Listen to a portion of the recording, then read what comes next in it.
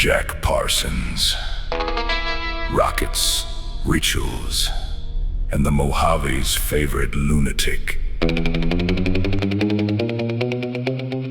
Jack Parsons was the kind of man who could look at a desert test stand full of experimental rocket motors and decide the only missing ingredient was a good dose of sex magic.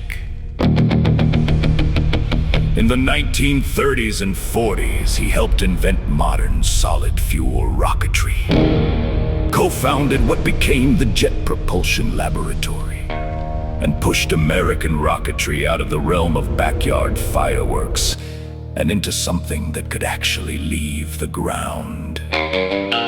He also spent his nights chanting Aleister Crowley's Hymn to Pan, running a Thelemic lodge in Pasadena, and attempting to summon a moon child with the help of a young L. Ron Hubbard. The absurdity is almost elegant. The same hands that mixed the first castable composite propellants were the ones drawing magical circles in the sand. Parsons treated rocketry and occultism as twin technologies for escaping the limits of the ordinary world. One broke the bonds of gravity, the other broke the bonds of the self. His colleagues at Caltech mostly rolled their eyes and kept the cameras rolling when the motors fired. Crowley, from across the Atlantic, regarded him as a useful but slightly unstable American disciple.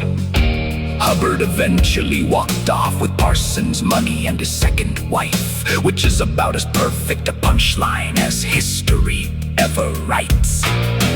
Parsons died in 1952 when one of his homemade chemical experiments exploded in his garage, taking most of his face and the rest of his future with it. Officially it was an accident, unofficially it was the inevitable end of a man who never saw a meaningful difference between mixing high explosives and calling down gods. The rockets he helped invent went on to put men on the moon. The rituals stayed in the footnotes, quietly embarrassing the institutions that still benefit from his engineering. History prefers its pioneers clean.